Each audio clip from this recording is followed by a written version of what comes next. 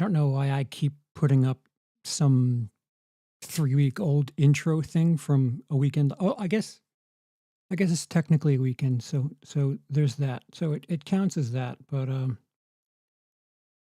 yeah, I'm not in one of my lulls, so I figured I'd get this out of the way now, and go through I guess it would be like the first 4 or 5, um, or the lowest 4 or 5 ranked in the debrief, which were the me suggestions and, the Autopstream 31 on 31, the new breed.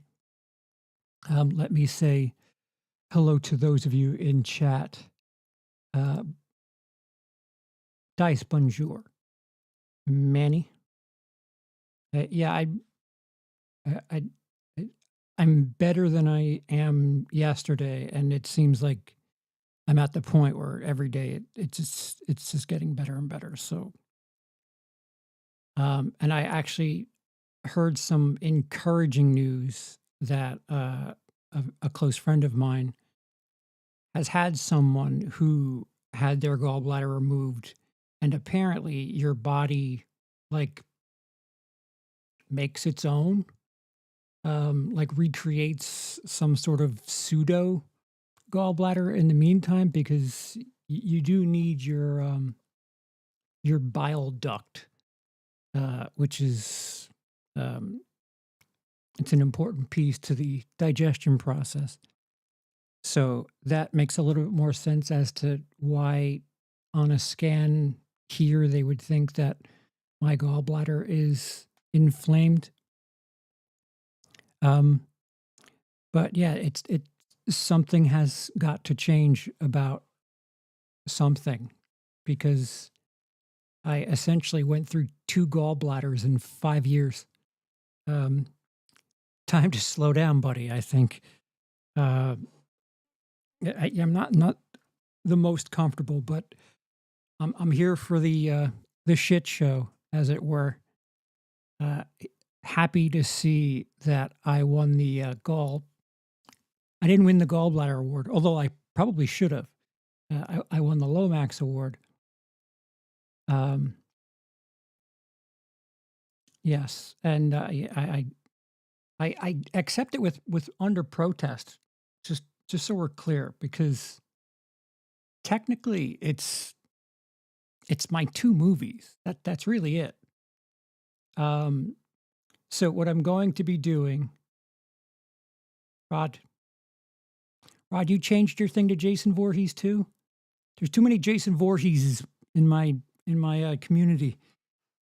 I can't tell. I have to dignify between Jason 3, Jason 4, Jason 6, Jason 8. Although who would want to be Jason 8? All right, so what we're going to do is we're going to watch the debrief that I was not a part of last week and take my medicine, I guess. And I'll pause at appropriate times and explain certain things. But they better bring it. I've got to change this layout though. Is it? Ah! How loud is that? That's loud.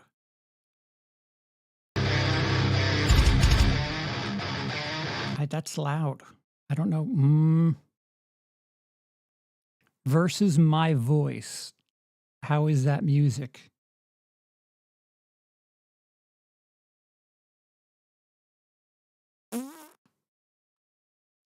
It rocked my socks off. The volume, is that what you're talking about? Loud. Okay. Okay.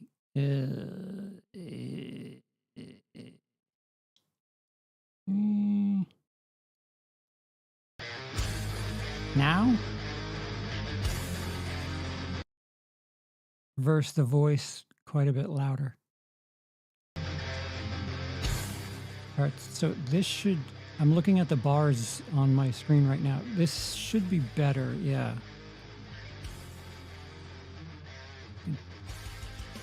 Cody outdoing me with the intros.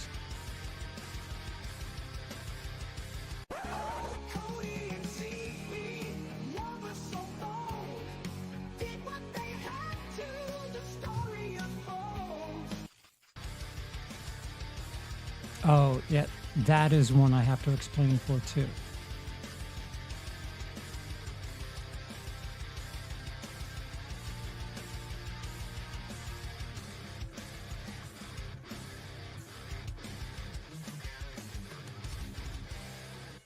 See, I'll tell you what. We don't say it publicly enough, but that transition, that electronic, the Autopstream logo going through some like transitionary computer thing. I'm a fan of it. Got a game rep game there. It makes me makes me want to be creative seeing shit like that. Good job, Cody.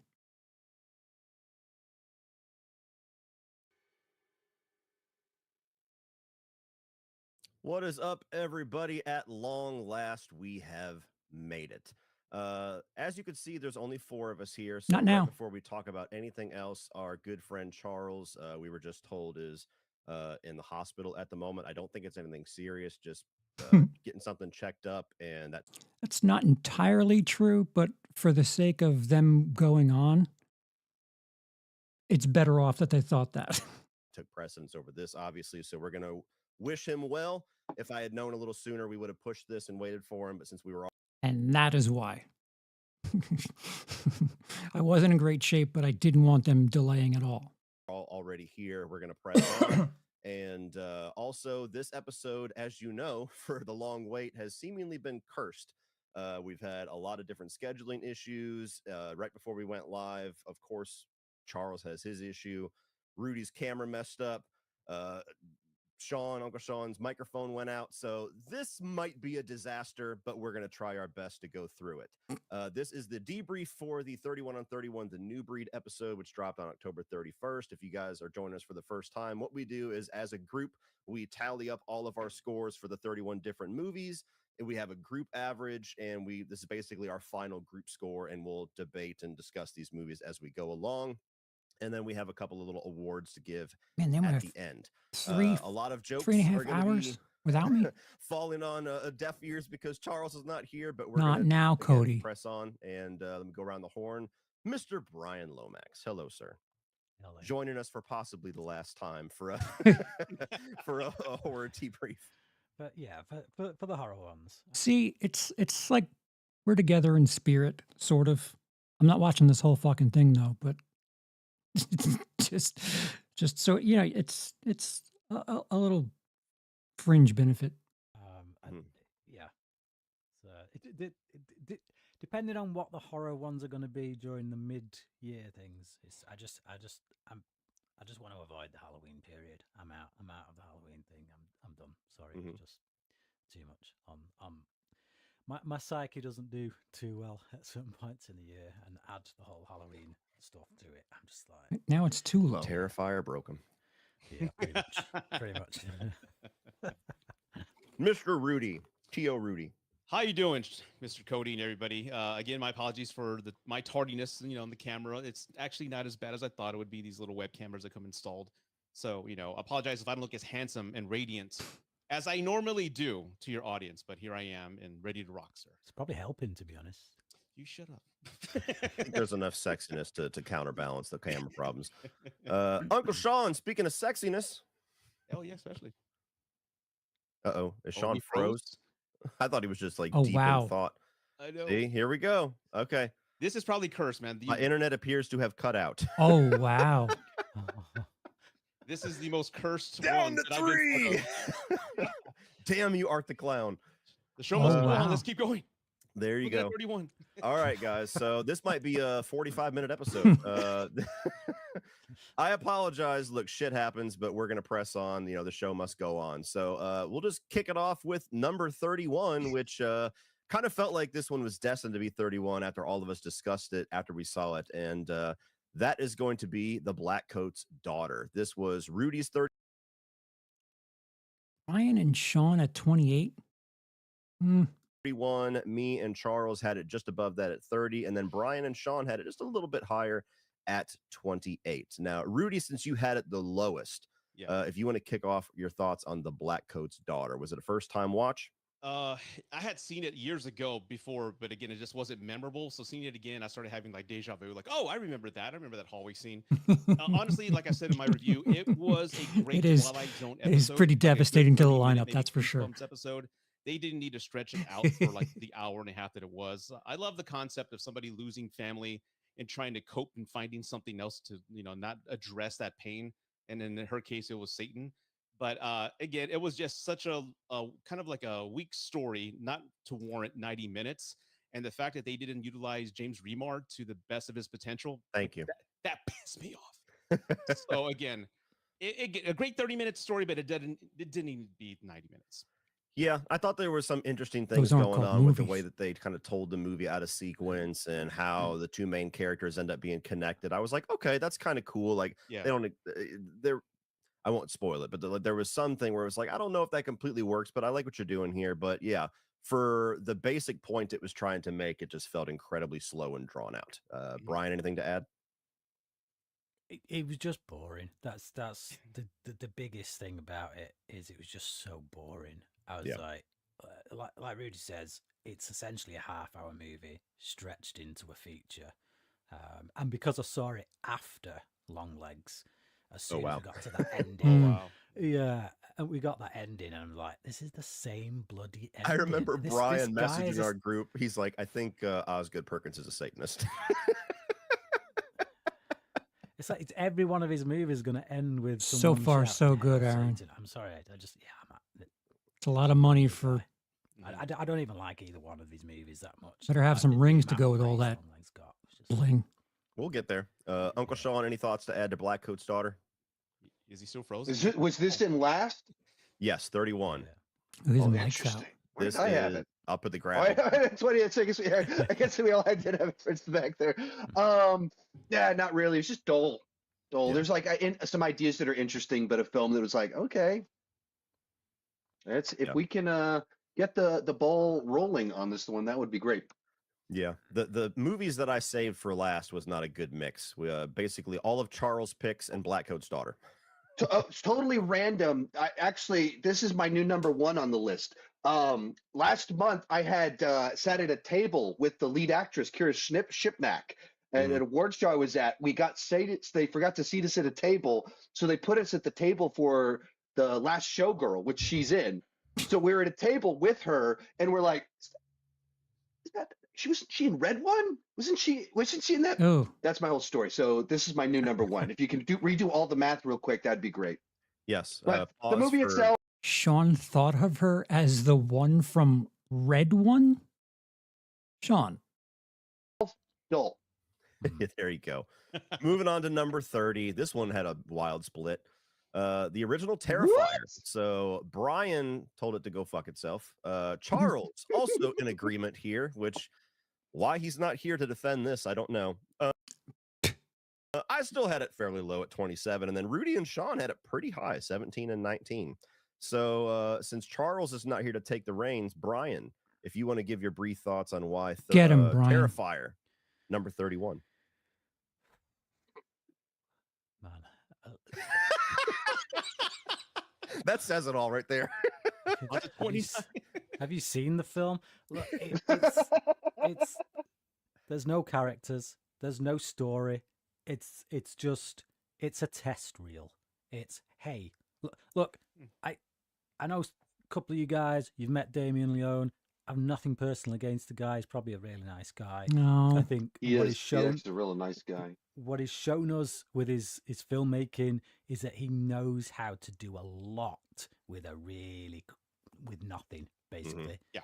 And I appreciate that. for that. To me, story is about film. The film is about story and character, and I just feel we get none of that in this film. All it is a test case to show special effects, and as a result, I have to sit there for an hour and a half watching people being brutally tortured, and that's not my bag. I don't disagree with a word that you said. That's always kind of been my issue with Terrifier. Until Terrifier 2, I was not on the Terrifier train whatsoever. That was kind of a movie that came out of nowhere, and it was like you either thought this was the second coming of Christ or you were an idiot. I mean, Brian, I'm sure you remember those times, the good old Facebook group days. And with Terrifier, I've grown to appreciate the original a bit more with the existence of 2 and 3 because I see certain little things that were set up, and I can grasp more out of the first film now. But yeah, I've always kind of called it a proof of concept. It's here's how badass we can make our special effects, our gore effects, and here's Art the Clown. Do you like this? If you do, we want to do more. And obviously people said yes, and now we're 3 films in. Sean, I know you were, I think of all of us, you were the one who were kind of last to watch the first Terrifier. So, and you got to. But wait, wasn't there the anthology movie first too that had Art the Clown in it? So haven't we had Art the Clown for like over a decade now? What was it called? All Hallows Eve? Is that I don't know. I have not seen it, but wasn't there a film that they had Art the Clown in, and it was a different Art the Clown, and it was kind of more of the same? All Hallows Eve. Thank you to those of you in the chat. Yeah. I'm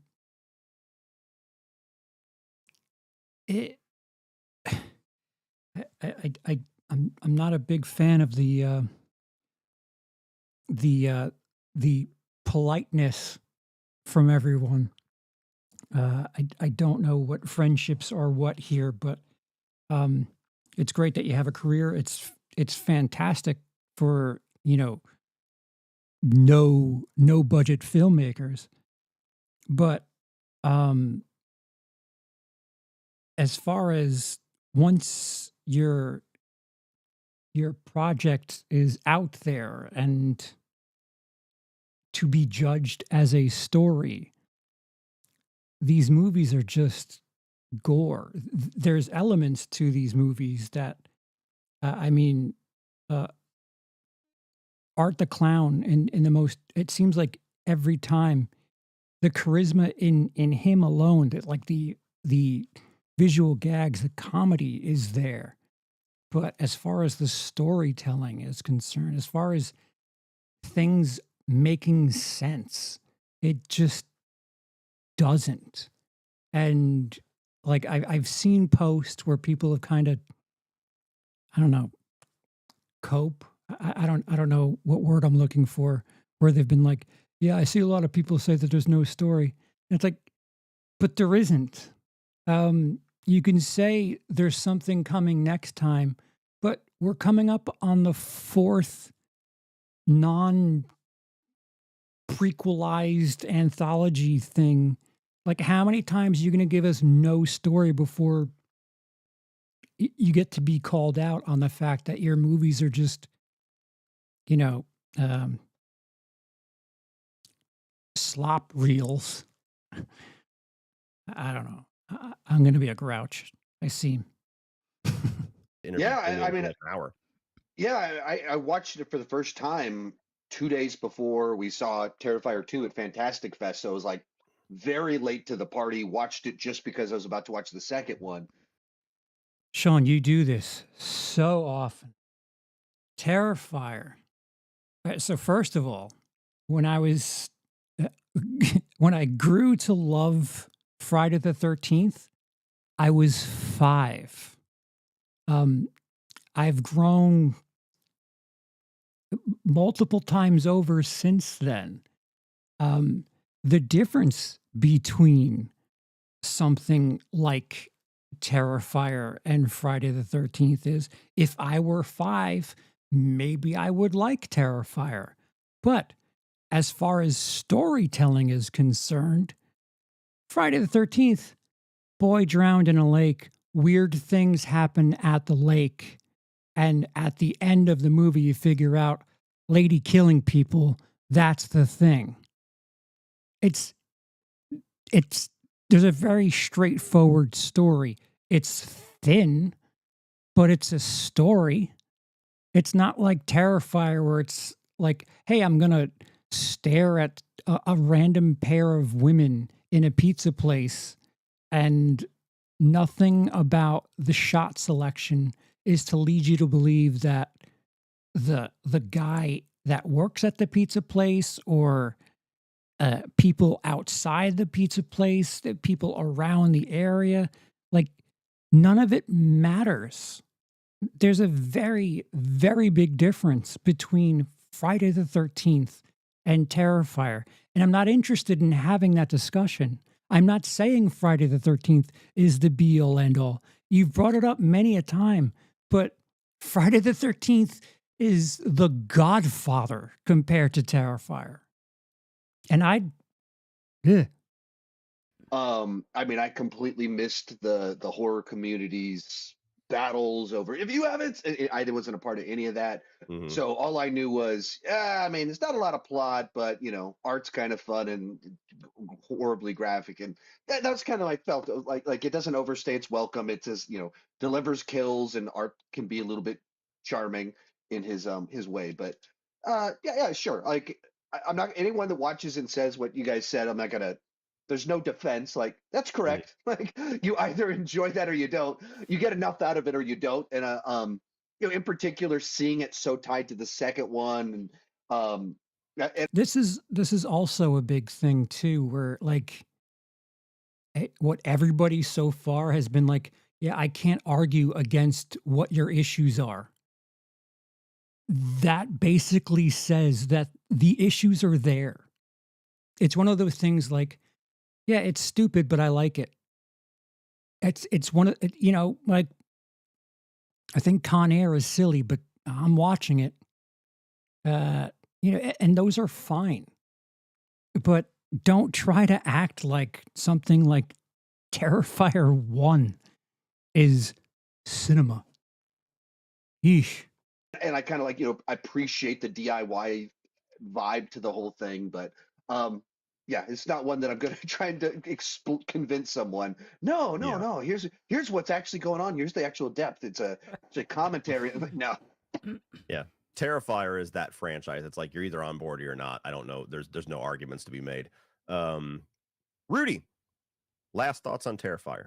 The reason I had it placed so high was at the time seeing it. I think I saw it in 2018. A friend of mine recommended it to me, and at the time I wasn't too pleased with horror films because I'd come from the 80s genre. I liked gory stuff. So everything Brian said, that's exactly why I loved it. Exactly. No, I agree with him, and that's exactly why I loved it, because again, it felt like a low budget movie that was breaking rules. Even Art pulling out the gun at the end, like, hey, what's he doing? They're not supposed to have guns. So I just like the rules. I love that he does that, because then I could shoot down all the Terminator is not a horror film motherfuckers. I'm like, he uses a gun, it cancels it out. I'm like, okay, well, I guess none of the Terrifier films are slashers then. Anyway, you can tell it was made outside the Hollywood genre, and I appreciate that rawness. So yes. All right, cool. Moving on to number 29, a joke that will not work now. Number 29 is fuck me. Is that the joke? Titane. So this was my 31. This was at least Brian of all people, Brian gave it a 22. What does that tell you? Brian of all people is the next highest person. John's 31. Get at 8? Yes, keep that in mind, please. Charles had it all the way up there at 8. Brian, shockingly, a little higher than I would have expected at 22, and then Rudy down there at 28 as well. This was, I think, the last film or the second to last film. The Raw and Titane in some order. Yeah, were my last two. Me too. And I knew nothing about Titane. I already had my thoughts on Raw. I saw it when it came out, and everybody had praised it, and I was like, I don't get it. But I watched Titane, and the whole time I'm just sitting here like, why are you doing this to me? What is going on here? Like, all I knew about it was Rudy, like maybe 3 weeks prior, goes, who the hell picked this movie where the chick fucks the car? And I was like, what movie is that? And I'm and so yeah, like I don't know what this movie was going for. Clearly, it's she's a director with a very interesting view on things and puts it out there. But the whole movie, I'm just like, I don't know where this is going. It's not on my wavelength, as far away from my wavelength as you can get. And then, for as much shit as I prepared to give Brian for his Terrifier antics for this episode, CP pretty much took all of my rage for this one, where I was like, you bastard, you made me watch this. And he's like, yeah, I just wanted to get revenge on Brian for making us watch In Bruges. And I'm like, so you're going to make us watch Titane to get revenge on Brian for making us watch a very good movie that maybe didn't quite fit what we call comedy. But if you're going to get revenge on Brian, don't use a shotgun because you sprayed all of us. It's not quite as simple as that, though. The last couple of times in selecting the 31s, things have stopped resembling, I don't know, uniformity.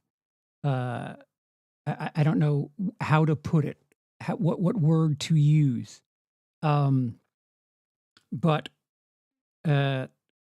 we were supposed to have movies with Nosferatu, but Nosferatu got pushed back, so we needed 2 more.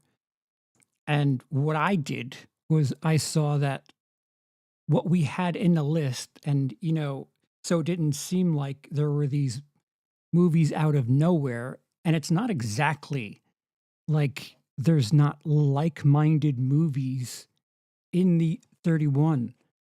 The Cronenberg movies, Papa Cronenberg directed a film called Crash, where people fuck and they get turned on by car crashes.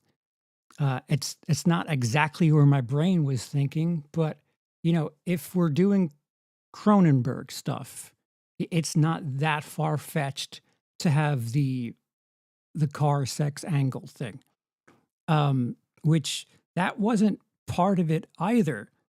My first thing was, and I think one of it was technically it wasn't a horror. The Guest,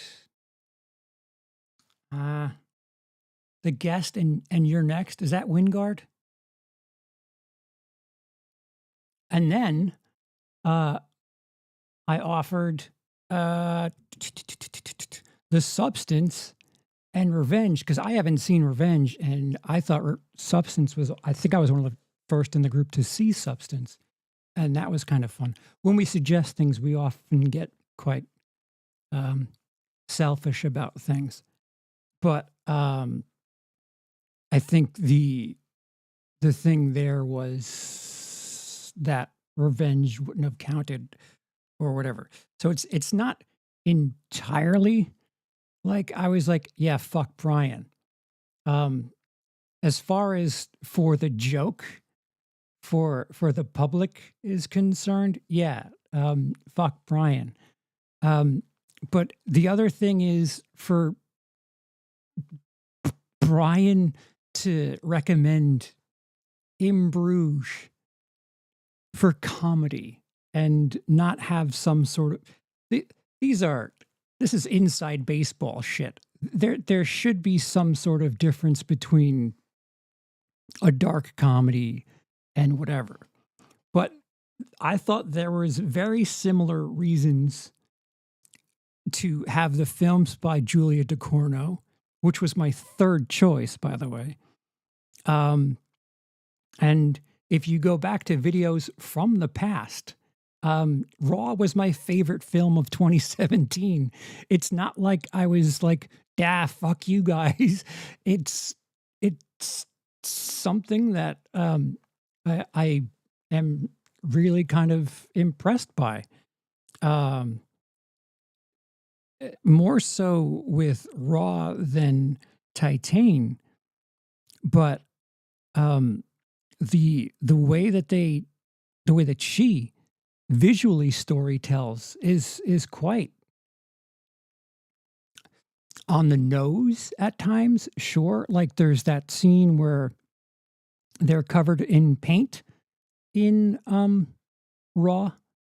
One's in blue and one's in yellow, and they embrace and start canoodling, and then they make this green color, and it's a visual symbolization of what happens to us when we, come across different people, that we're different versions of ourselves now. We're different versions of ourselves, and now there's this new thing. There's a different version of blue, there's a different version of yellow, and now there's this green thing we've got to talk about. And that's just something without really doing any homework. Well, yeah, that's Raw. Yeah. The thing is, like, it makes no sense to get revenge on someone for making you watch a film you actually We like. Yeah. Yeah. It's about the principle. And it wasn't strictly about all of that. Yeah. Explain that one to me, Charles. Yes. I mean, I had a great just time after watching this movie. I went downstairs and tried to explain what I had experienced to my wife.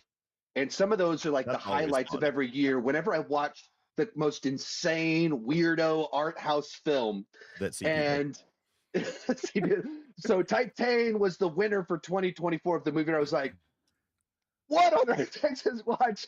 It's the sort of movie also like I missed the original run of all discourse surrounding it somehow, like went completely over my head. So I'm like looking up, what did all my other friends say about this thing? Saw which friends were like, it's a masterpiece. You must see it in the theaters. Like, if this is a great movie, I guess I don't like movies. I don't get this at all. This is so freaking weird. I'm not pulling anything thematically out of it. And she's banging a car, and then she's pregnant with like oils coming out of her nipples and stuff. And like, I don't, what is going on? My problem Symbolism. is that I can see all the themes that are in it, and yeah, but Shotgun style, just like every theme, every idea, every plot. Yeah, I can vouch for how fun it is to try to recant a movie to Jennifer that's just so bizarro. Like Dog Man, that was the best part of seeing Dog Man. yeah. I'm like, and then he's a drag queen, Yeah, and then he's a mob boss. This is why sometimes I love to watch the crazy stuff, because then I get to follow. Jennifer, you won't believe what happened. Yeah. But Terrifier's 19. Rudy, any Got thoughts on Titane? No, I like to think I can get movies and themes, but the fact I couldn't see any themes after seeing the movie, I remember looking at my wife and go, maybe I'm not as smart as I think. Yeah. Because I didn't get anything in this movie, and we just like, oh, well, it's a movie. So again, if there's any themes, please educate me, because again, I didn't get anything. What does the car represent? The automotive industry penetrating humanity? I don't know. So again, she was in a car accident as a child. It was something that was with her all her life. Did you not start from the beginning? She had that fucking gnarly thing in her head. She had a metal plate in her head because of the car accident at the very, very, very, very beginning. The beginning of the movie. that's all I gotta say. Yeah, I'm with you. Speaking of things that I don't quite get, fuck you and your. And then we lose Brian. 29s. And Sean drops to 30 for Raw.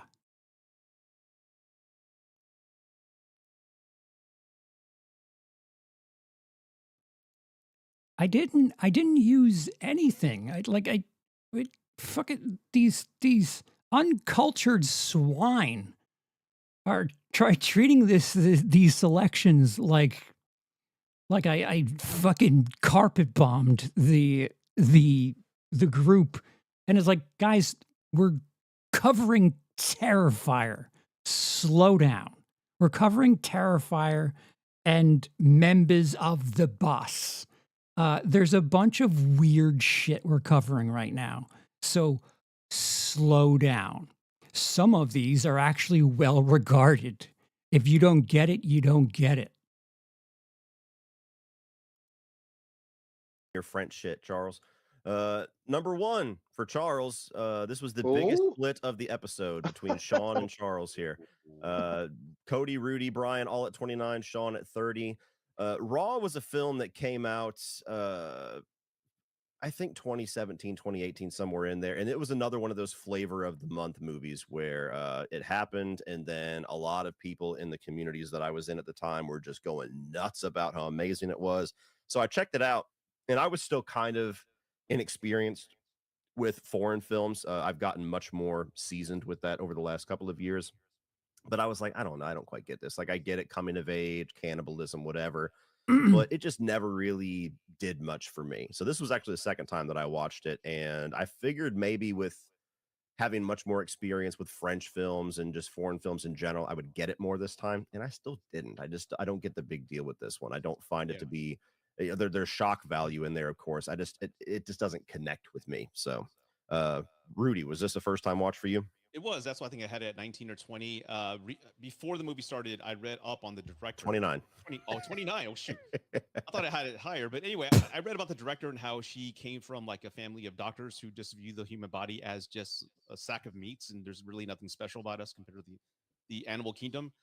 And I love movies that will bring in the topics of like things that you inherit from your parents, like Hereditary, mental disease, things like that. And they just go on this fantastic, storytelling kind of thing.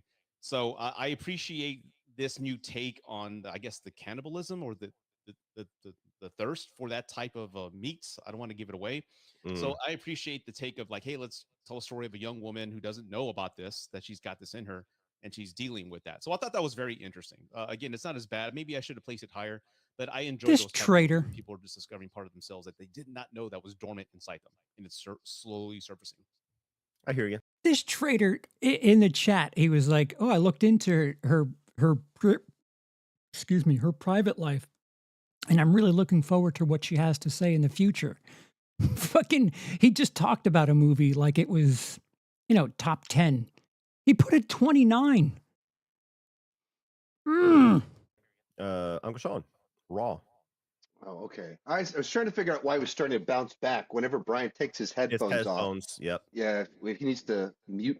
We need to tell him to mute him that next time. But Yes, I can actually mute him. I think. Yeah, I got to mute it. oh, But there we Ooh, go. nice. Wonderful. Not all heroes wear capes. Yeah, that'd be a rough But one, the Dice. director of these movies does not wear a cape in my mind. Kind of what we all kind of said, or me and you could have said, like, Very just good, not our Sean. wavelength, not our thing. I don't get it. That's unfortunate to hear Sean say, because just like Sean said, it is a very strong commentary, and it was given a lot of credit for commentary on veganism, cannibalism, and addiction. And Sean has been quite public about certain elements that he's dealt with. So to not get that message that's unfortunate. But what could I say? They're not full of class. To what you said, I watched Titane and Raw basically back to back, which is the way this one played out. There were several of the art house distant ones that I did all at the same time. Just a really bad idea. Not a great experience, but these are just not my kind of movies. I'm not really in this flavor of coming of age horror metaphors, whether it's werewolves or anything like that. I'm just never into these types of movies. And then doing a very weird version of it with all sorts of like wake up and the guy's legs beneath, like all this. It's just like, I don't know what to make of this at all, but this is not Dude, not the how I trimming resonate scene? with the human species. yeah, Brian, Raw. Final thoughts. Bollocks. There you go. There we go. Moving on to number Well put. 27. First entry by Jordan Peele. We have Us. I had it at 28. Rudy had it at 30. Charles had it at 12. Brian 21. Sean at 26. So a bit of a split on that one as well. And I wish he was here because I don't remember Charles liking this movie at all. when it first came out. In fact, I have a very fond memory of the night that Us dropped, where in our friend group, we had all seen Us. We were all bitching about how much it made no sense and all these different things. And then Brian comes in like 3 hours later and he goes, man, I just got out of Us and I really liked it.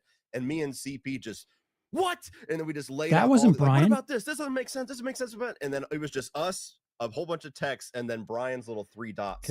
And then he says, That wasn't. never mind. You're right. Fuck this movie. That's not how I remember it, actually. But, Yeah. What is your memory, Brian? I seem to recall there was another particular person Yeah. in our group at that time. Yeah. He was the one who loved it. And That's possible. I hadn't seen When all it else yet. fails, blame Brian. And all 3 of you were waiting on my opinion. Uh-huh. And I got out of it and then dropped a message saying, nah, it's shit. No. I'm pretty I'm sure gonna Sam- have to go find it. I swear to God, because I remember laughing so hard at like Please we do. just changed your mind in 2 seconds. right. But nonetheless, Please do. that's my headcanon. Yeah. Yeah. Us. I mean, I like home invasion stuff. I like Don't Jordan talk Peele's to that style. person This movie just absolutely loses me with his metaphoric side, just absolutely demolishing the logic of the surface level story. Like, Heavy-handed. yes, how all this is supposed to work. Like, how did they get all these suits? How did Okay, so the other part of like my list being, I don't know, questionable is the people that we have here. I was kind of fired up for this. How do I?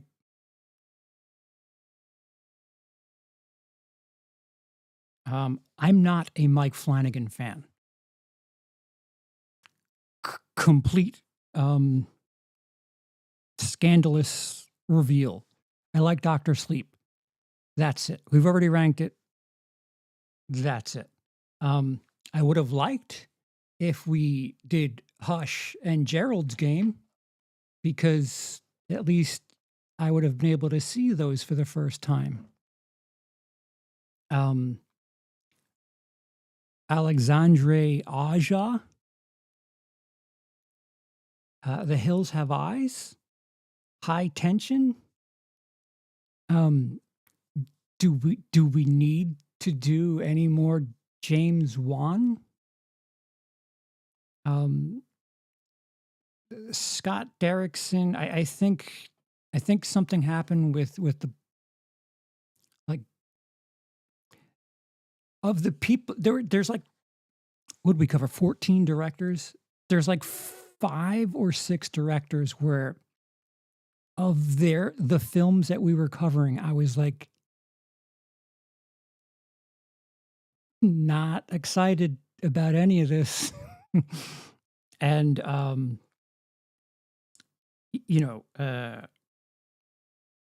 the Gerald's Game and Hush thing, which again, I think it came down to things like style of film. And that's where like the spirit of 31 and 31 kind of gets misty. And as much as I hate it, as much as I like the vacation from it, when it's franchises, it's just franchises. Dairy Queen Massacre 1 through 4. That's you know what you're covering. Dairy Queen Massacre 1 through 4. Not, well, the director of Dairy Queen Massacre 3 also did KFC Killer 7, so we should include that. I don't know what I'm doing at this point. We've kind of tried to get cute with things at the expense of making sense and staying sane. And there's 5 of us, so there are times where to keep everybody happy, it gets really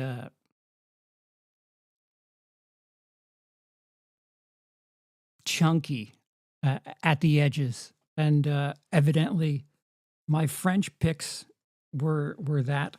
Although that bed was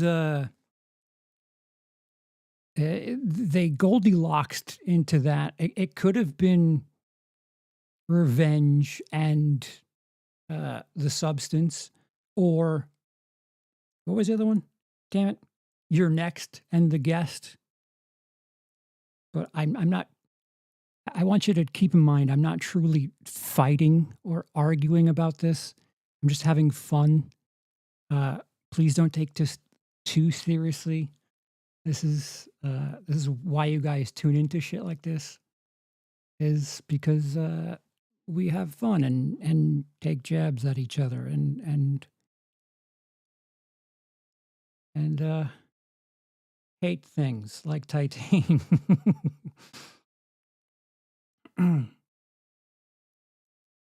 and yes, Ray says Dairy Queen Massacre 2 is underrated. I would say it's the best. It's the best in the series. These things just go underneath the entire US. What happens when somebody travels in a car? Like, there's so Right. many questions that you have that it just absolutely crumbles if you don't just accept everything that he's telling you. So Peele has had an issue with this outside of Get Out, where I feel like he wait. overreaches. I'm sorry. I didn't see that there was super chats. I will get them. Sean, the funny thing for someone who claims to not like Friday, I say more than anyone. I have a loud mouth. Thanks for the super chat.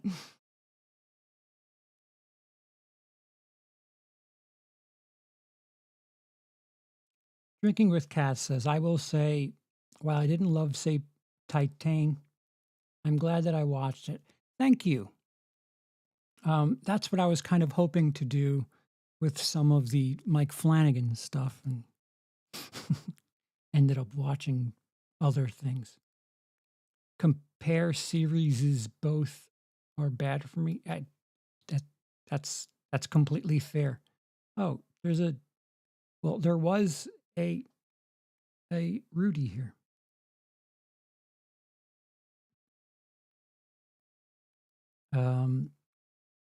I do, to be fair, I'm not saying to annoy you. I'm not annoyed. I want to be clear, I'm not annoyed. I know you are critical on Friday. I'm just making a general comparison. I'm not a Terrifier fan. The first one is bad. Just trying to compare the series. Also, keep in mind, I'm very unwell. So if I seem curt, I'm just, my liquids are low. My bloods and my gallbladders and my phantom gallbladders. And I don't know, my omni gallbladders. Oh, look, another Jason Voorhees. Okay, here we go. With his metaphors and doesn't worry about how much sense it actually makes. That's kind of my thoughts on us. Mhm. It's like the metaphor is more important than the logic. Yes. As long as the metaphor is there, then logic be damned. Because I'm intelligent because I can do metaphor. No, because logic still needs to exist in order for that metaphor to hold weight. So, yeah, and I think this was also one where this is one of the first movies They're where I not feel fighting. like I was in a really frustrating conversation with the internet. Oh yeah, because it was like, and I'm sure Cody, you were all in there on this too. But it's like, hey, all of the home invasion stuff that was cool. The performances, Lupita, like I love Winston Duke, and he gets to like have some fun here. Have you guys seen all of this?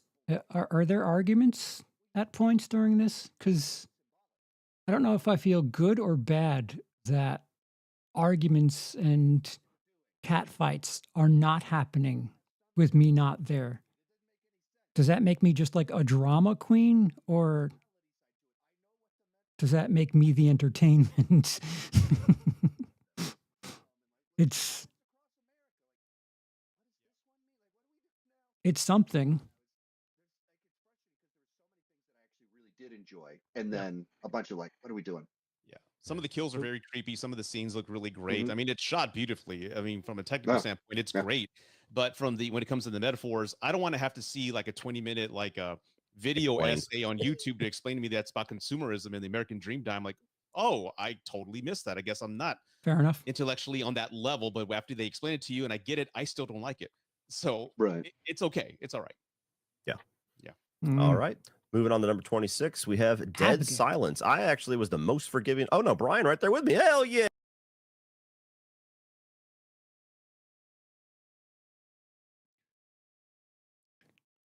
Cody sees a haunted doll movie, the most original thing in history. Top 2/3. Yeah. Me and Brian at 18, 22 Oh, and Brian's with him. Rudy, 25 Charles, and Sean, not a fan. Dead No. Silence, very popular pick for worst James Wan film. And I don't even really think that's much of an insult on the movie. It's just a lot of his movies are very well regarded. I've always enjoyed this though. I like the kind of Goosebumps episode vibe that it has. I like the twist at the end. I get a lot of fun and a lot of like B-movie kicks out of Wahlberg like shaving in every single scene, like every single scene. But it's a B movie. You're either on board for it, you like it, or you look at it as like the one film that James Wan did that didn't turn into some kind of a franchise. Brian, you also enjoyed it. Yeah, it's nothing special, but it's nothing unwatchable. It's just an it's a Friday night movie. Yes. You go with a few friends, it sends a few chills, makes a few jumps, there's a few characters in it that are quite fun, but you're not going to remember it next week. Yeah. And that's fine. It's like as I'm watching it, I'm enjoying it. I could live with Brian for a full 2 years and not understand what a Friday night movie is, a Saturday night movie is, a Sunday night movie is, what a family friendly movie is. The things he says contradicts himself so often. I just don't connect with anything here. And kind of to what you said of James Wan, Lee Winnell, they have a really good track record with me of making movies that there's some hook that I latch on to, or the characters, the traps, whatever it is. And then you kind of have this one that it's like, this like ventriloquist, I just don't care. I'm not drawn to that. Like I've only ever Reach. watched this movie because I'm doing rankings of something, James Wan rankings or whatever. There's 31 on 31. I wouldn't be drawn to watch that in and of itself. And then I just think it's just kind of clunky. The lead guy is completely overshadowed by Wahlberg and like completely forgettable lead character. And then the twist when it's like, let's do the crescendo with the Saw music and everything. Like the big reveal is like, I don't think I buy this. This is not a Saw level. Ta-da! Yeah, Like I get what you're doing, but this strains too much credibility. I hear you. Rudy. I enjoyed it. I had never seen it before. And what I appreciate about James Wan movies is that each movie has it's a unique look to it, like the set designs and production. I love the look of each world that he brings us into. The lighting's great. There's a lot of like Italian giallo type of influence with the lighting that I like to do in my little mini movies. I'm nowhere near like a filmmaker like these guys. I see that and I love that little detail. Yeah. And I enjoyed it. Like everything, I agree with Brian. It's a fun movie. Hey, that was fun. It didn't suck. Will I buy it? No, but it's a good time. There you go. Moving on to 25, we got one that I've been on a bit of an island with this year, and that's Never Let Go, the new Halle Berry, Alexander Aja film. Again, me and Brian linking up on this one with 16, Rudy at 25, Sean at 24, and Charles way down there at 29. So Uncle Sean and I were lucky enough to see this way before the public. Yeah, there's a reason you're on an island with this one. You have like as biased of a reason to be like, I've got a very positive memory. I don't know about why this it's not film. one. I'm on Yeah, the same so- island. I gave him this. I put it in the exact same position, so I'm on the island. There you go. Me and Brian. So me and Sean saw this premiere at Fantastic Fest hours after the public watched it. But I got a chance to interview Halle Berry briefly. Uncle Sean interviewed Alexander Aja very briefly. Everything. Of course, I'm a whore. But no, I really do like this movie. It very much reminds me of Frailty, which is one of my favorite movies of all time. So I'm kind of prone to like this, but I really like how it progresses and changes as it goes on. Like at first, it's like, okay, this is kind of what I expect, and then something happens, and you're like, Yeah. what now? And then the That's- movie yeah, really that's kind of takes off. Thank you, Gray. And I I appreciate liked that. how it really doesn't commit to any answer. It kind of lets you take away your own The interpretation. island and it does was a have lot 3 of ropes fun attached to at it, though. Fantastic Fest, walking out and talking with 5, 6, 7 different people, and everybody took something different away from it. Like this person looked at it as a commentary on parenting. This person looked at it as Yeah, I don't think Cody understands that linking with Brian's opinions is good. I get mocked for it all the time. that. You're putting it together, it works. So not outstanding, not Alexandra Aja's best film, but I had a really good time with it. Brian. Yeah, that's just it for me. I was like, I went to see it because I do like what You went to Actor has see it 'cause done you had to for previously that this. I've seen of his, and then this kind of came on the radar. I was like, oh, let's add this to the mix. I went to see it, and then I was like the first 25 minutes, half an hour, I was kind of like, oh well, it's one of them. It's like, I know where this is going, and then boom, something happened. I was like, oh. Mm-hmm. Did not expect that actually. Now where we're gonna go, because we got another hour of this thing left. Yeah. And it's now the focus has completely shifted. This is a film about a mum taking care of her kids in dire circumstances, and then all of a sudden it's not, and you're like, okay. And then from that moment on, when things start to Not just technically. get worse and worse for the people involved. I was What, really 3 invested. films? So yeah. 4? There you go. Uncle Sean. Yeah, I mean, I somewhat what Brian said about the last one of just like to me it was fine, as inoffensive. I didn't bother me or anything like that. It was the kind of film where I wasn't really into the first half, and then when the twist that he happened mentioned, I thought it got a lot better without going into spoilers. I can't. And this really sticks in my craw. The holding a grudge thing about the In Bruges thing for comedy. It was a running gag for a lot of the comedy special, the comedy 31 on 31. But if we were to rank our favorite toppings for ice cream, and everyone brought their own, like, blueberries, cherries, chocolate chips, nuts, whatever. And Brian said, chicken. This is my favorite thing to put on ice cream.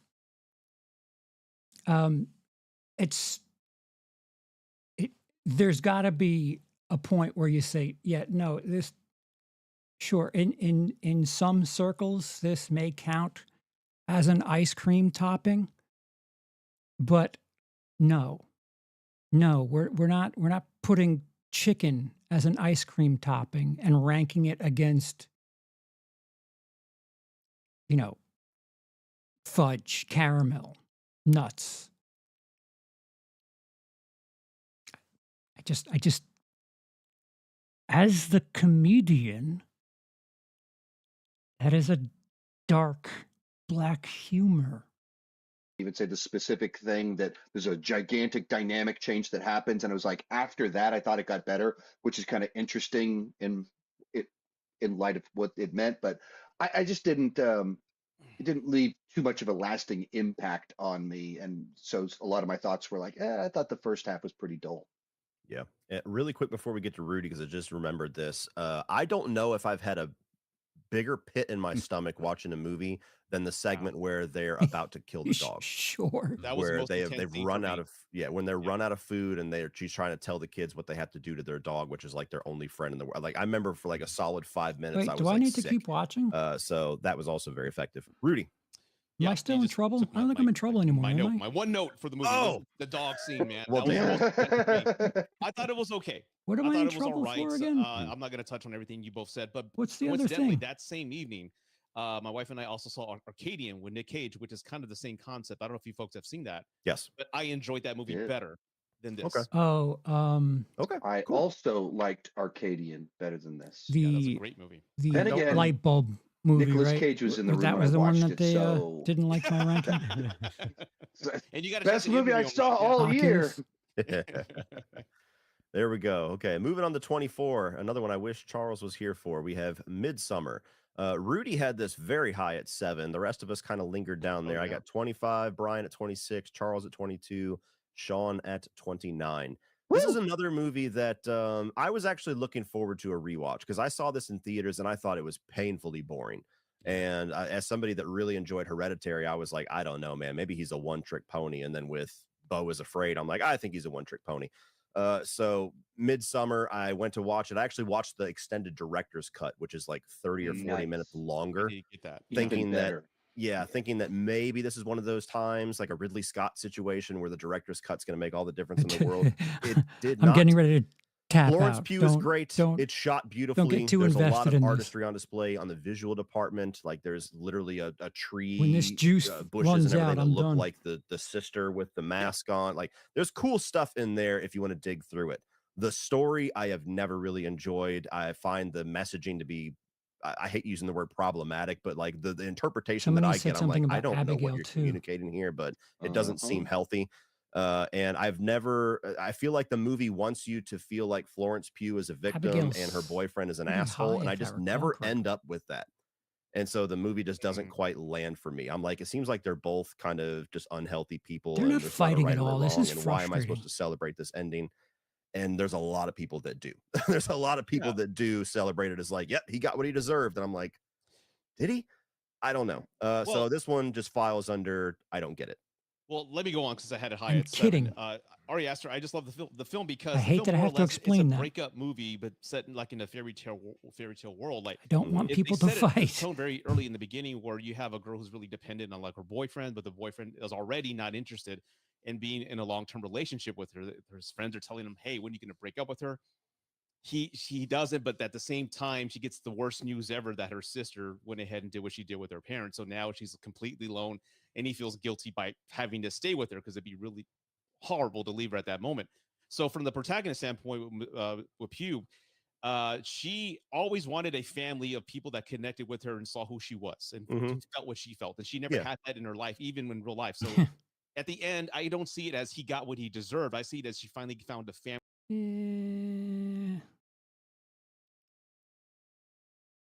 Like their faces aren't even animated.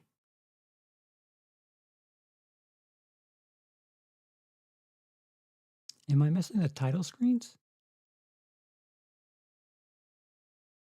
Oh.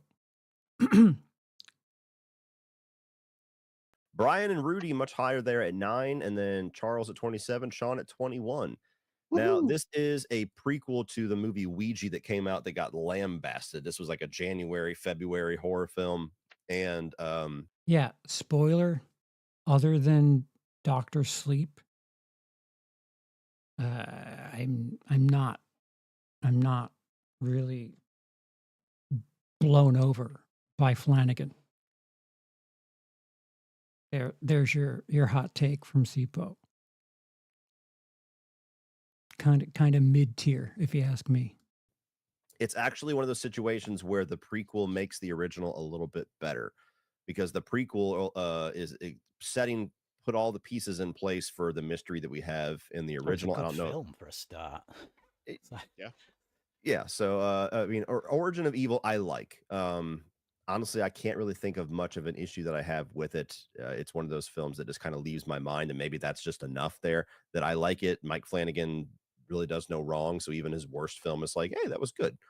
Yeah, I don't think stick that with me at all. So that's why I have it where I have it. Brian. Yeah, I really like Flanagan as a director. I think he's very much in the vein of, hey, let's do things in wides, let's do things yeah. so that you can actually see what's going on rather than just going, hey, I'm just going to go boo. and do that for like an hour and a half. It the dread and the scares come out of a genuine building of tension and a Ty genuine West fear of is what might happen awful to these characters. outside of X and Pearl.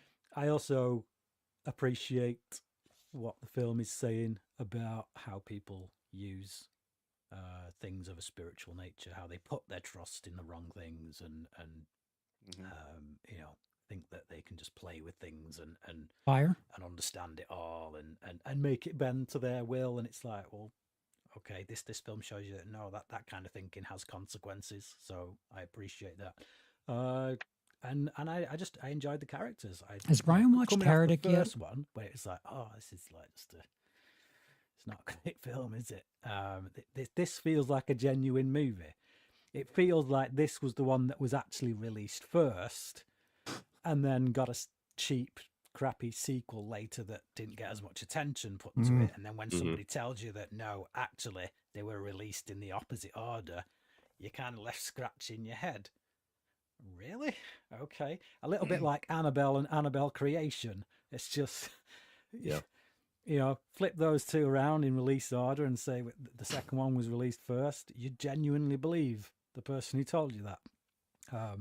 But yeah, I just, you know, it's not The Shining. It's not even Dr. don't Sleep, know. but it's just a really well made. I'm fascinated at the idea of how he would feel by it. Subgenre of horror movie. There you go. Rudy had it pretty high. Yeah, Mike Flanagan is, I think, of all the directors on this list, my favorite director. And the fact that he's writing a Clayface movie, I cannot wait to see that, man. Because what I love about him is that he can bring genuine fear to the screen, but he's also can make me cry in the same movie. He brings out the humanity in his characters. I think, unlike any other director out there, he's one of the best. I'm sure there's others, but I feel the pain that the people are going through in this movie. You have a mother, they're hustling, and you know why she's doing it. It's not the right thing to do, but you know the motivations behind that. And I feel for characters. Like the worst thing for me, and I think all of y'all can relate to this, is the climax is going on and the protagonist is in danger and you don't give a shit about them. I actually care about every character he's ever written in every movie or show he's done, for the exception of Midnight Club. Why did you have to bring up the fucking Clayface thing? I love that he brings these details that people would just kind of dismiss, like the cigarette burns off in the top right corner between like scenes, like the change of scene. I love that the little scene comes up, and I love the intro. It feels like a genuine 70s movie as it's starting. And again, that's just his eye and what he wants us to see. He wants us to go into this film thinking it's like a classically made film, and that's what he gives us. So that's why I have it so high. And again, I love this dude. Anything he does is fantastic. There you go. Anything to add, Sean? No. Never saw the first one. Watched this for the first time for this ranking. Mike Flanagan knows what he's doing. So even when doing a sequel to Ouija, he can make the characters pop and interesting and add some wit into it. Dude, everyone's setup. All right, this one's going to be interesting. Number 19, we have MaXXXine. So big split here. I had it at 9. Rudy down at the lowest at 24. Brian at 20. Charles at 15. Sean at 20. And this, much like Never Let Go, is a film that I've kind of found myself on a bit of an island with this year, but also understanding completely why a lot of people have it as low as they do. So I love X. We will see that later on. Really enjoyed Pearl. This was my most anticipated horror film this year, despite a lot of heavy hitters coming out. And I loved the style of this one. I really loved Kevin Bacon's character. I had a lot of fun with the 80s vibe, and sometimes I feel like 80s nostalgia is overdone, but this bathed in like the nastiness of the 80s, like the dirtiness, which was different. It wasn't the not neon just that, and the like big the hair. Sean's audio I found the sounds movie weird. to be much more I of like was a commentary dying. on just like the satanic panic era that was going on there, and like parents trying to stifle the interests of their kids. Like, can't watch horror movies, can't listen to metal music. And I've always kind of lived in that world, you know, the rebel side of things, and very much being a horror fan and a heavy metal fan. So despite the end of the movie, the reveal, the answer to the mystery being incredibly predictable, where people say you can predict it in the first few seconds of this movie, I predicted it in the last few seconds of X. That's how predictable it is. I did. So I don't refute at all that that's an issue. But for me, it was never really about the journey of the mystery. It was like, what does it all mean by the end? It's just and a her cursed journey stream, with it this seems. person and how it all plays out. I Yeah. enjoyed how that came together. So I just experienced it a little bit differently. Sean, I know you had it pretty low or disappointed in this one. Yeah, so when I was growing up, my mom had a book called like Satan in the Toy Chest or something like that about how Ninja Turtles were evil and how Mighty Mouse was on drugs. So I grew up in that world, and now that I'm going to tell my mother about your depraved childhood, now she's not going to want. You haven't met her, right? I met her briefly last year, or excuse me, Did you? 2023's when we picked Uh, up the van to go to the airport, and she just kind of okay. leaned her head and went, "Hi." That's all you got. So That's she all I had got. like just you every time Cody's coming to I just really want to meet him and tell him how important you are to me and to you. And like, Mom, what are you talking about? Now I'm gonna tell her this, and she's not gonna give you that speech one of these days anymore. Oh Anyway, no. what are we talking about, MaXXXine? Yes. Yeah, I love the aesthetic, the vibe. Um, there all these things I wanted to like the more than I enjoy the film It's overall weird. more than I did by the end of it. It's weird. I feel like I'm there, but not. Like if you were watching this, I don't know. Maybe not. And some of it was I was in the predictable category of like it starts off and I went, well, this is pretty obvious where this is going. And like you said, that the dad was interwoven that there's something there all along the way. But the movie treats it as a mystery. Who's this guy? Who's this guy? Who's this guy? And it's like Yeah. it's really obvious who this guy is. Mm. And I didn't feel like the scenes themselves had much tension. The way that they're done, they just kind of play out matter of fact without like a tension of like how's this going to happen here. And then I thought the third act was a little bit too silly. So it's like one of those ones where it's like it's tough to even capture what I felt about it because there's so much I really did enjoy. But if I'm listing off my feelings about it, it's normally me whining about things. Mm-hmm. And I wonder how much of that is how much homage they directly pay to Italian giallo films, which is admittedly Yep, a subgenre very true. a ton of experience with, but I've seen enough of them, and I've talked with people who are massive giallo fans enough to know that a lot of the things that don't compute for us, most of us fans with this movie, is kind of like the tropes of that genre as well. So maybe they laid a little bit too heavy onto the homage and hurt it for general audiences a bit, possibly. Rudy. I was the least favorite of the trilogy. It was very Yep. underwhelming. Mm. I remember loving it when I first saw it, but I think I was lying to myself. And I saw it again the second time. I'm like, yeah, this is not what I wanted. I get this genre. It feels like a Brian De Palma movie, Body Double. Mm-hmm. That's exactly what it felt Mm-hmm. like. It felt Mm. like those movies straight to Cinemax that you'd see after midnight Mm.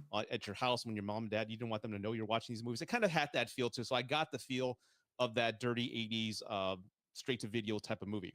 But Like for in her the just not movie. really being relevant in anything that happened, she was there at the aftermath. There was really no, her actions and words did not dictate the plot of the movie. Things were just happening around her. And it just felt like she was not vested in the story. I get why she wasn't, but very underwhelming, very predictable ending, like you said. Like if you see the end of X, you know what's going to happen. And again, the second viewing really didn't land for me. Okay. Brian. Yeah, I think there's three different films in this fighting to get out. And that's Yeah. the problem. There's like the film sets itself up as a commentary on Hollywood and how it, choose actresses up mainly and spits them out, and then it becomes this. Oh no, it's a female empowerment movie. She's going to crush a guy's testicles. So now she's going to go after the killer. So it's a female empowerment movie. And then it becomes a satanic panic movie. And it's like, it's just pick a theme and stick with it. Deal with that theme. Make a movie about that theme. But it changes all the time. You think the film's about one thing and it goes somewhere else. Which is fine if you're doing it in a story sense. You can take, again, The Village, it's following a particular character, and then halfway through, suddenly it changes. The guy's taken out of the equation, and it's the woman who's actually has to do the mission. So that's a story change, but it doesn't change the thematics.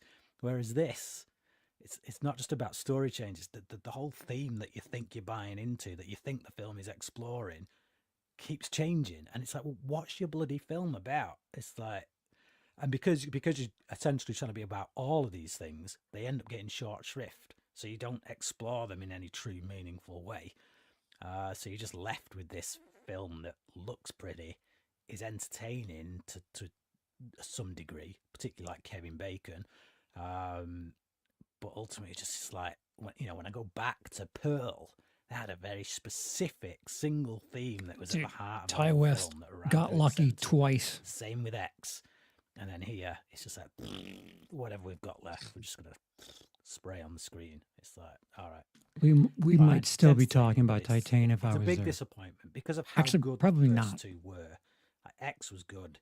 If Pearl they for had a me, big and problem I with know you Raw, prefer I'd X, I'd but probably fight for about it. me, Pearl is But it's one of the best horror movies in recent years. So good. So yeah, coming off the back of that 1-2 punch, I was so stoked for MaXXXine. Couldn't wait to go and see it, and I was just really disappointed. Okay. Yeah, that's fair. I can agree that it is by far the messiest of the three. The other two are pretty focused. Coming in at number 18, back to Alexander Ajah with Crawl. So I was almost correct with 19. Brian had the highest at 6, Rudy 26, Charles 24, and Sean pretty high up there too with number 12. So Sean, I'm actually going to let you lead this one here because I think you suggested this one. Maybe I'm wrong. Maybe I'm remembering things wrong. I suggested this one. Okay. Well, Brian, you lead us then because I remembered incorrectly. I will take credit for it, but I will also allow Brian to take the lead. Yeah, for me, it's the kind of film that I think people who go to film school would study when it comes to the mechanics of storytelling, just because of its simplicity and its efficiency. It's not overly complex. It's just if you look at like screenwriting books, it follows that kind of template, and in that regard, you might say, "Oh, well, it's not that complicated, then, is it?" No, it's not. But sometimes you don't need a film to be. It's just, look, you've got a character that is made very clear at the start, like within the opening scenes. She's got a very specific need or desire, and the film is ultimately about, does she get that need, desire met? And she does it by being faced with this obstacle, which is I love how Brian works backwards from something that he wants to do when he suggests something. Not the theme is this. What is like this in the theme? This is something I would like to talk about. I'll suggest this. Hey, you got crocodiles or alligators, whatever you call them, coming at you. Now deal with it. And that's all it is. And it's like, what, 90 minutes? Probably not even that. It's like an 80-minute film, I think. It's really efficient. It just doesn't overstay its welcome. It's edited perfectly. It's just, yeah, it's really good. I just sometimes that's all I want. I just want a short film that is efficiently made and just does its job. Doesn't bang on for ages on different avenues and think, oh, we need another 20 minutes, so let's just go, let's add an act that shouldn't be there. And no, it just does what it does. Yeah, but a gator. Really well, I think. It's funny how what you just said is so important to me nowadays, because we've gotten into an era where movies are so much longer.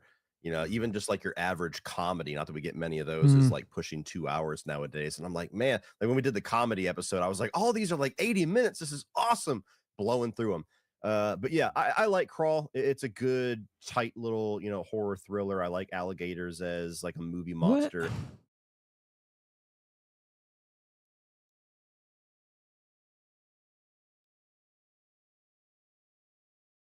This can't be them hating on me, right? Right? We got Smile 2. Oh, never mind. No, I'm gonna let Sean. interesting. I'm gonna let Sean lead this Interesting. one. I thought Rudy was the savior. 24, the lowest for me. Charles at 19, Brian 15, or Brian 12, Rudy 15, and Sean at 9. So Uncle Sean, you could lead us with Smile 2. I went in not really expecting much, and I thought it did everything I liked about the first one, but just bigger. Sorry, guys. I could feel my body temperature changing. Wait, why did Cody put Terrifier glasses on? 15. So a little attire change here. Terrifier 2, we haven't got there yet. What? Here's the whole movie packaged in 2 minutes, and it killed a lot of the best like moments and reveals of the film for me. But I love the story. I think that Ethan Hawke's great. I love the character of Bagul. I wish we got a better sequel. I think Bagul had a lot of potential, and I've heard 15. So a little attire change here. Terrifier 2, we haven't got there yet, but was a big surprise for me. And so I was really anticipating what they were going to do with Terrifier 3. And I was a little nervous because all I had known walking into it is that Damien had said they're trying to go a little bit more back to the first film. And I was like, ooh, in what way? And so I think this movie has the perfect compromise where he kind of recaptures some of the grit of the first film. He trims down the runtime back to what most people would say is more of an appropriate slasher length, but he has all the excess, all the zaniness, all the crazy lore and everything of the second one. And I really like the Christmas setting. I like the fact that it was like a vintage Christmas too. It doesn't feel like Christmas 2024. It feels almost like the 80s and the 90s. And for somebody that my one emotional trigger that can destroy a movie for me is young kids and something bad happening to them, especially something graphic and shown. For some reason, the ridiculous tone of this movie allowed me to just not even be bothered by that at all, and like almost uncomfortably laugh at a few of those scenes. And so I really dug this one. I had a really good time with it, and I look forward to seeing what they're going to do next.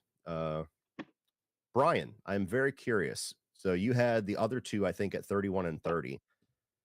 And this one was about 4 or 5 spots higher. So I want to know what was so much better about Terrifier 3. Not that it's a massive lift, but quite a bit for you. Like, I'm starting to get my fever. Sorry, guys. If I could watch, and the same goes for the second film to a large degree. If I could watch an edited version, I mean, it wouldn't change anything now because I know that the original versions still exist. So I couldn't defend the films to people and say, hey, you got to watch this, because they'd end up watching the original. But if I could watch an edited version where some of the more, where it's just toned down these elongated, like, yeah, that's the stuff that does. So this was the only one, this is the only Terrifier film I've seen in a cinema.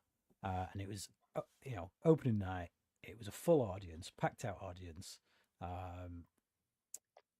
And I think the audience reaction was both a blessing and a curse. I think it's, in some ways, it kind of keyed me into the film a bit more, but also in other ways, it keyed me into why people enjoy it so much. And all the stuff they were enjoying was not the stuff I was enjoying. It's like, I appreciate that Leone has got. Is it Leone? Leone. I appreciate that Leone. Oh, Leone. I'm sorry, Leone. I mix it up all the time. Whatever. It's the opposite of Sergio. That's how I've had to remember it. Sergio Leone, Damien Leone. Oh, right, because it's Sergio Leone, so it must be Leone, Damien Leone. Right. So anyway, don't give him ideas. I appreciate that he's crafting a lore there, and that was one of the aspects of the second one. You'll get Brian back for that one. Compared to the first one. Didn't stop it being any higher than 29 on my list, or 30 on my list. But I appreciated that. Oh no, he's building some lore in now. Okay, it's a vast improvement on the first one, but it's still all that stuff in there I don't like in it. Here I feel like, yeah, it's kind of the second one. Everything he's doing in the second one. But the thing that improves it over the second one is got a much increased budget, still relatively small by Hollywood standards, but at least twice the amount of budget. So he's able to put a sheen on it that the others don't have. He's able to do things with production design that the other ones couldn't. So it certainly looks better, and it's shorter. It's a lot shorter than the second film. So I didn't have to exist in that world for as long. And it's literally, those are the factors that, it held my interest, if maybe for all the wrong reasons. Whereas like the film that I put just below this, which was Blackcoat's Daughter, didn't even hold my interest. Like it was just so dull. And I think the worst thing a film can do is bore you. Agree. This one didn't bore me. I just didn't want to be there for much of its running time. Okay. One question I had for you, because I don't think we've had a chance to talk about this yet. There were some people that were very up in arms and offended about some things that some visuals in the third act, Crown of Thorns, things like that. Um, with it kind of coming to fruition that Lauren Lavera's character is some kind of embodiment of an angel, and Art and Vicky are demons, and she is victorious over them. Did you enjoy the way that they did that in the third act, or did you find it to be offensive? I didn't find it anywhere near as offensive as, you know, killing kids or I just look, it stands to reason that if something is truly evil, it will do whatever it can to mock Christ. So that just rings true of what evil Okay. would try to do. I don't want to see it necessarily, but I'm not sitting there like, I'm not as offended as, say, some of the other stuff in, like, Hail Satan and all that. Like, Yeah, I had shared, there was I think it was either I think it was Terror Threads. They have a shirt of all three of them, almost like a Christmas card, and she's sitting there with the crown of thorns in the middle. And I had somebody message me privately on Instagram and just like berating me for sharing that image. So I was curious, that was fresh in my mind, of how you felt about that. Rudy, Terrifier 3. I enjoyed it watching it. Like I said, I laughed at some items that or scenes that I feel they're very inappropriate, but I'm laughing while I'm there, like the whole scene with the kids and the bomb and all that. I'm laughing, but there's no part of me. Taking my kids to Santa at the mall had a very different vibe this Yeah. December than it did any previous years. Walked up to it, I was like, oh man, Damien, Art, man, you have changed this experience entirely. Sorry. It's okay. But no part of me in any way, shape, or form wants to revisit this movie again. Is that weird? I had a good time. I gave it a great review, but it's now to the point where I don't know if they're just pushing the envelope just to push it because they did so much here. Now they got to go this far in the next one. I got to the point where it was like almost numbing. Like, okay, this is something horrible is happening. This person is getting rats in their stomach, and what else is going to happen? It just kept going and going. And it just felt like it was losing its appeal. But just jackass. It's a great movie to answer some questions we had in part 2 that leave more questions for us for the next one. I think they're, like you said, the angelic form. There's going to be a Dante's Inferno sort of thing. She's got to go rescue somebody, all that other stuff. But it was great. It was great. I still prefer 2 over this one. But I agree. Yeah, that's why I had it wherever I had it. All right. Yeah. Uncle Sean. All right. So we talked earlier about my mother, Okay. Jane Chandler, had Satan's in the toy chest. Don't play with Ninja Turtles. Mighty Mouse is satanic. For Christmas, she got me this shirt right here. My church lady mother got me this shirt right here. And then this led to a 10-minute conversation about how it was the least violent shirt. And she told me, literally said to me Christmas morning, as well as when, like, it came late in the mail, when she handed to me, whenever you wear this shirt in a video or mention it, you must tell everyone I do not approve of you watching these movies. But she got me an Art the Clown shirt, my church lady mother that had the book Satan in the Toy Chest or whatever it's called. Anyway, that's for the movie special. I mean, I think Cody and I have a certain little bit of, another ones have a little bit of certain bias in there because we had such great experiences with the last 2 movies. We saw them in the best possible environment. And that had and just such a fun experience, and the surprise of Terrifier 2 being so much better than we expected it to be. And then with Terrifier 3, we had expectations, but like we showed up to the red carpet for the world premiere of the movie, and Damien saw us and was like, hey guys, so glad you're here. He paused taking pictures. So if you go to a movie and the director is like excited to see you and he's talking to the lead actress of the movie, certainly that sways your opinion. But also you can look at other movies we were at red carpets for that were not nearly as high on the list. I mean, I just think they're movies that are they're going back to an edge that's kind of fun and interesting. That they feel like the dangerous movies. Yeah. That where so many movies that like kind of lack that or they feel like the Hollywood version of graphic horror, whatever. And then you have Damien, who's this like literally an outsider making independent films on the basis of here, like I'm really into old sword and sandals movies with a bunch of lore, and Conan the Barbarian and Excalibur. Let me throw that into my Art the Clown movie. And kill kids and blow up kids. And there's just like that edginess to it. It feels like it's truly his thing that he's wanting to make. And just kind of throw one other thing I don't think we touched on here. It's a movie's about survivor's guilt. It's a Christmas movie about survivor's guilt where kids get killed. So I just like it. It just feels like there's more to it. That absolutely it has the schlocky horror. Absolutely, it's a gore fest. That's there, but it's not like he's not adding other things in there as well. And so it's when I think of like one of the movies that kind of like got me excited about horror movies. Like I didn't think that this was the best horror movie of last year, but it was one that was like, oh, I love that this is happening. I love that there's this edgy, underground, truly independent thing taking off. And I'm biased because I also got to interview him, and he was very friendly and generous with his time. So, I can't pretend as if that doesn't help my impression of the franchise. That's also why my mom got me the shirt. It was like, that was so cool. You got to talk to them. I wanted to get the shirt to support that. Mother, you're so confusing. Oh, it's not good for my cans. There you go. Yeah, well, we'll pick up a lot of this here whenever we get to the second one. But yeah, I agree with pretty much everything Sean said there for sure.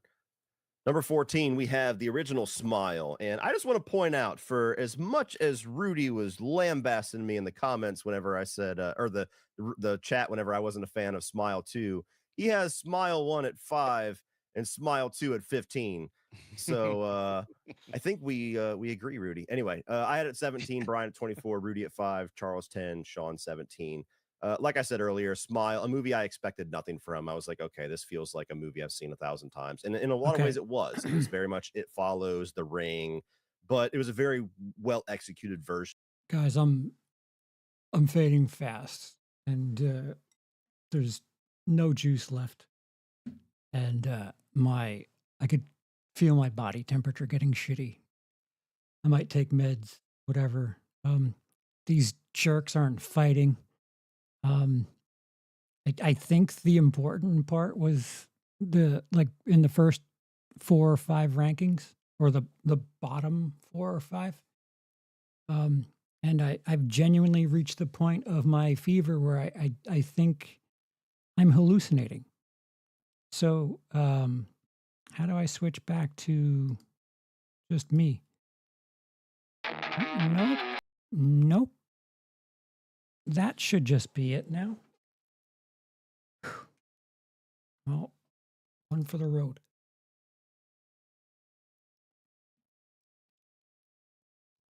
So, 2 films. I had a 2-film difference and won the Lomax Award. If you take 2 films away, I guarantee you I'm not the winner. If you take the top 2 and the bottom 2 away from everyone, I'm not the winner of that award. But I will say this. I will wear this award with pride, even if it means I'll be dead soon. All right, anywho. Going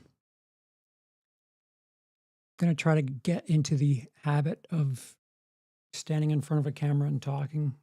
Might be doing the ranking for 2024 month.